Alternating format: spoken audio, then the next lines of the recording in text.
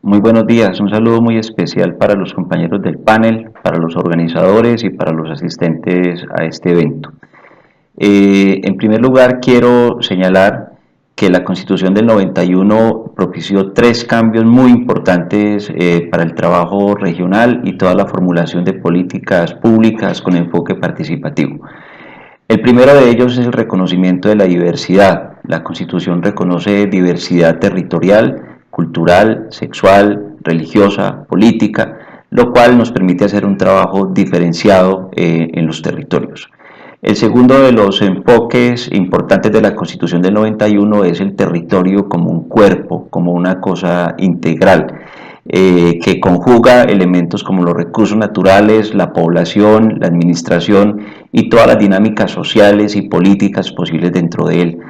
Al concebirlo como un cuerpo, como un sistema, entonces facilita la comprensión del desarrollo como un ejercicio a partir de la acción de los diferentes sujetos en el territorio. Y el tercer aspecto modificado por la Constitución del 91, que se torna muy importante, es el reconocimiento del ejercicio de lo que llamamos la gestión del territorio. Concebir que el territorio es algo que se gestiona a partir de la planeación participativa, el ordenamiento del territorio, el control de las finanzas públicas, el ejercicio de presupuestación, constituye un avance muy importante para la dinámica política en las regiones. En segundo lugar, quiero señalar la importancia de los sujetos para esta dinámica del territorio. Y ahí quiero reseñar algunos factores que han sido determinantes en esta dinámica de los sujetos. El primero de ellos es el abandono estatal y la necesidad de autogestión. En las regiones el Estado no funciona como en el centro, el Estado colombiano no alcanza a cubrir los territorios y tenemos un enorme déficit de institucionalidad y de acción estatal. Esto obviamente se resuelve con la iniciativa de las comunidades organizadas que han tenido que buscar fórmulas para enfrentar problemas como el de la ilegalidad. Muchos de esos territorios son gobernados en realidad por expresiones ilegales, por grupos ilegales, y la población tiene que lidiar con ese tipo de cosas porque, digamos, es otra lógica, es otra normatividad, es otro ejercicio de autoridad, y eso tienen que resolverlo las propias comunidades. Esto entonces nos ha posibilitado desarrollar experiencias para el caso del territorio nuestro, como la iniciativa de grupos organizados de población, incluso grupos organizados de alcaldes, que tienen que ir a gestionar pactos humanitarios, acuerdos de convivencia, permisos, casi que unas reglas básicas para poder a ejercer algunas de las funciones básicas del Estado y algunas de las actividades propias de cualquier comunidad. Ahí reconozco también iniciativas importantes como la desatada por algunas mujeres en el territorio en el tema de salud mental. Grupos de mujeres víctimas acompañan a otras mujeres víctimas, a otras personas víctimas en una estrategia que se llama de promotoras de vida y salud mental, donde a partir de abrazos y cosas completamente sacadas de la creación de la comunidad se implementan este tipo de cosas.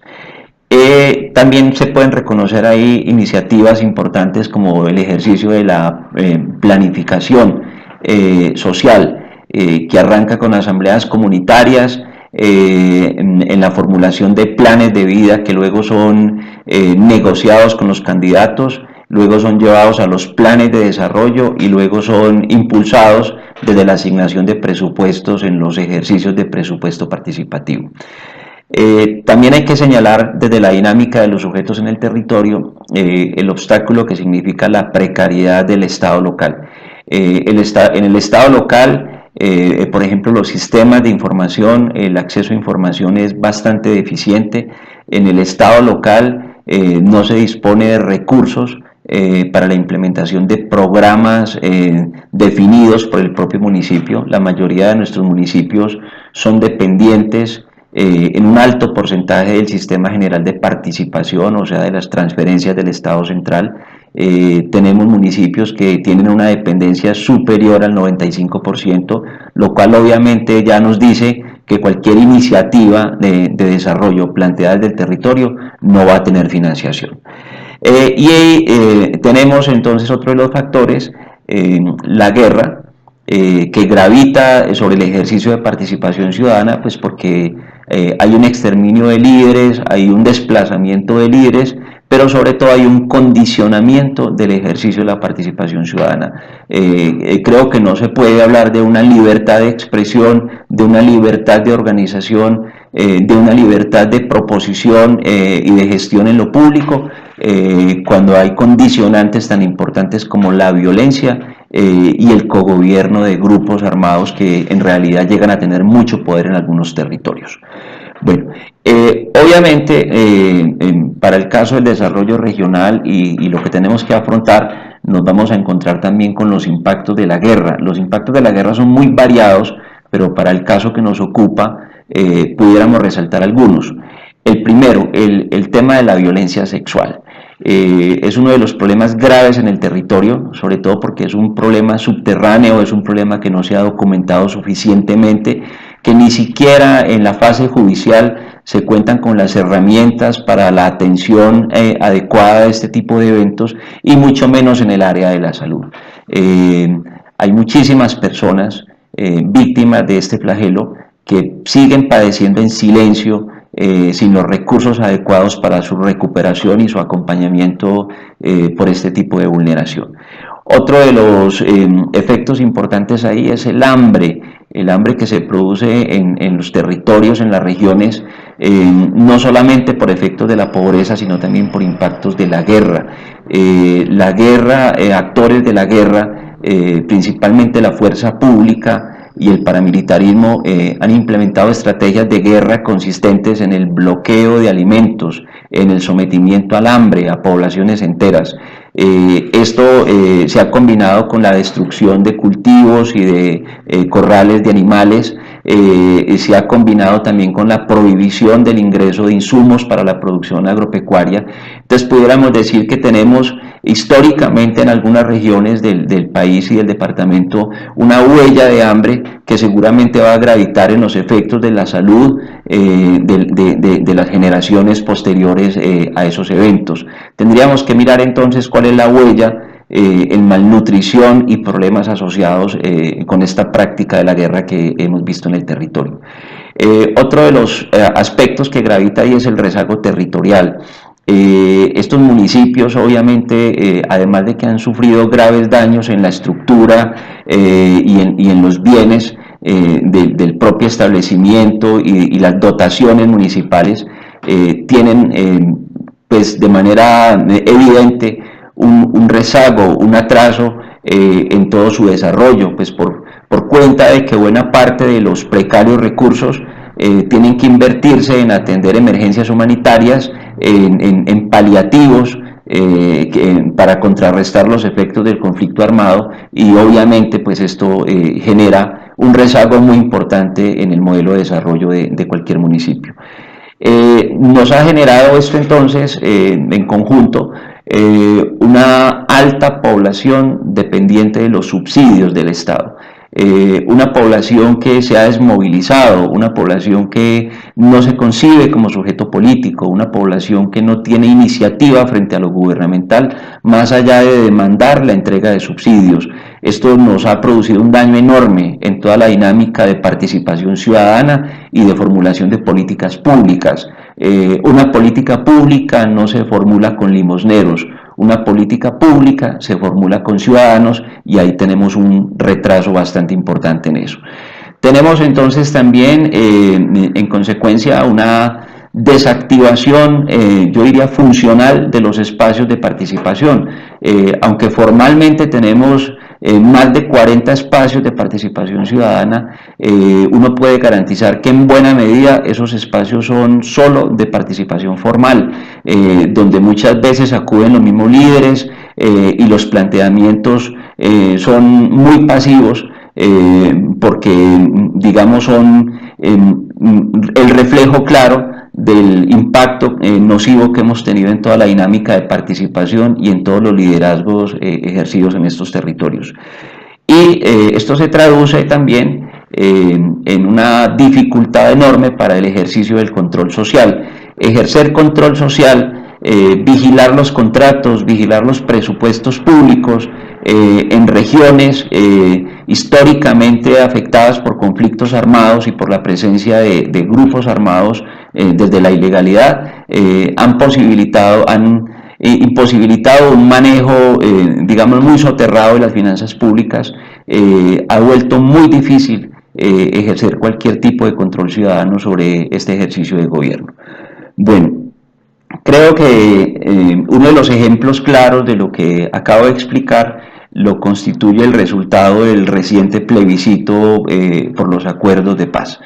Este departamento en el que yo trabajo, en el departamento de Antioquia, tiene tal vez las más altas tasas de víctimas en todas sus modalidades. Tenemos casi 1 millón de víctimas registradas en el departamento, tenemos 11.000 desaparecidos reportados y tenemos una reclamación de más de 20.000 predios que han sido despojados.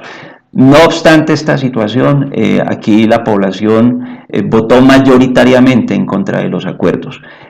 Aunque la abstención fue muy alta, de los que participaron, los que participamos en el evento electoral, solamente ganó el sí en 29 de los 125 municipios.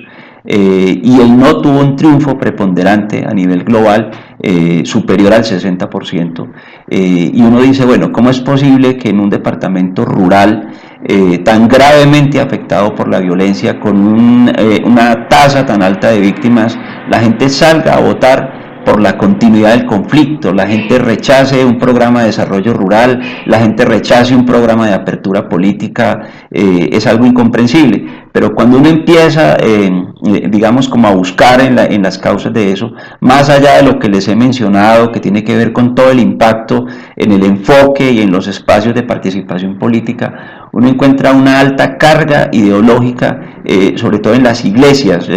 Las iglesias se han encargado en esta parte del país de sembrar la idea de que el socialismo y el comunismo son todavía una amenaza para la humanidad, de que hay que rechazar la diversidad sexual, de que hay que rechazar el enfoque de género porque eso pone en riesgo la estructura familiar, y de que hay que salir a rechazar cualquier posibilidad, digamos, como de apertura prevista en la Constitución, porque esto constituye una amenaza contra unos valores considerados digamos, por este sector de población fundamentales para la sobrevivencia de la humanidad.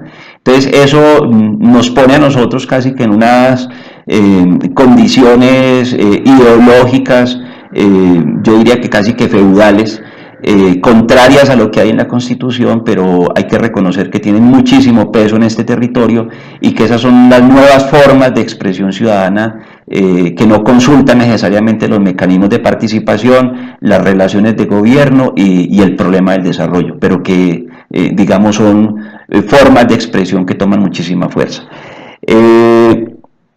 Creo que es importante aquí también decir que esto nos pone frente a la urgencia de realizar ajustes en todo el marco institucional de la participación ciudadana y política, y por eso los acuerdos suscritos con las FARC terminan siendo tan importantes, y esperemos que puedan ser salvados, porque tiene por lo menos dos componentes que son fundamentales en lo que les estoy mencionando. Uno de ellos, obviamente, es el tema de la reforma política y la apertura política. Poner a funcionar los mecanismos de participación de manera eficaz es algo que requiere el ejercicio ciudadano, que sea posible aplicar una revocatoria de mandato, que sea posible implementar una consulta, sobre todo en temas como la minería, que ya lo tenemos gravitando sobre las regiones, que sea posible ampliar la representación de los territorios en el Parlamento, que sea posible implementar el control social y la planificación participativa, pues como está previsto en esos acuerdos. Creo que nos da una oportunidad muy grande para todo el ejercicio de la participación ciudadana. Otros aspectos relevantes de estos acuerdos en relación con esta problemática de las necesidades de las políticas efectivamente públicas es uno, el enfoque de desarrollo regional y la dinámica participativa con que están planteados estos acuerdos. Tener la posibilidad de implementar desarrollo rural, sustitución de cultivos y reformas políticas a través de asambleas comunitarias, mesas de participación, planificación participativa y control social, es una oportunidad que pudiera dinamizar y fortalecer mucho toda la lógica de la ciudadanía, toda la lógica de la cultura política en los territorios. Es muy importante la reivindicación del sujeto político.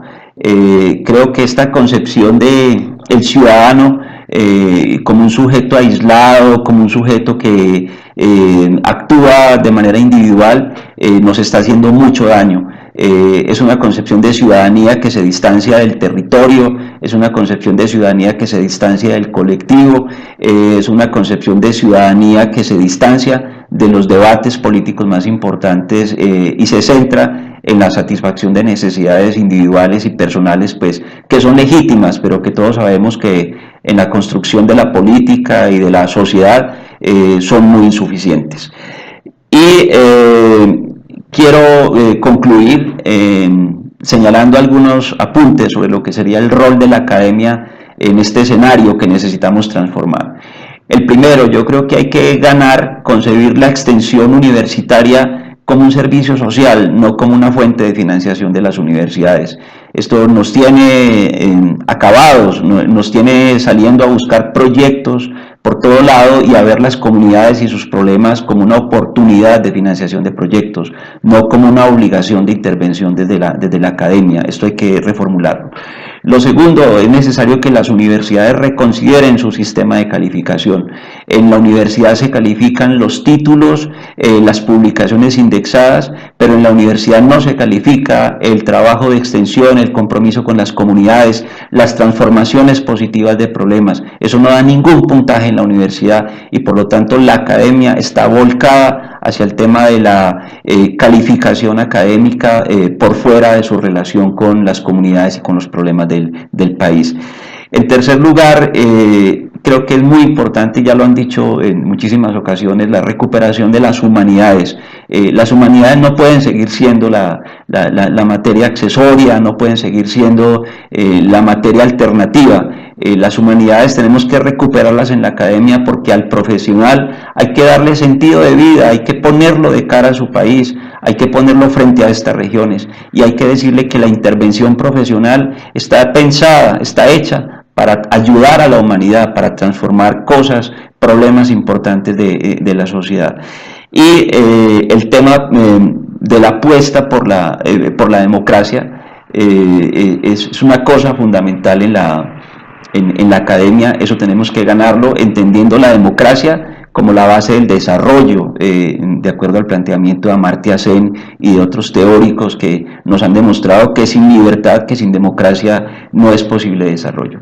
La academia tiene que prepararse para el acompañamiento en toda esta rehabilitación de los menores reclutados, de los discapacitados por la guerra, de las víctimas de violencia sexual, de las víctimas de desnutrición por el hambre que acabo de mencionarles, el problema de la deserción escolar y toda la violencia intrafamiliar que ha quedado instalada y que queda instalada después de tantos años de historia de guerra.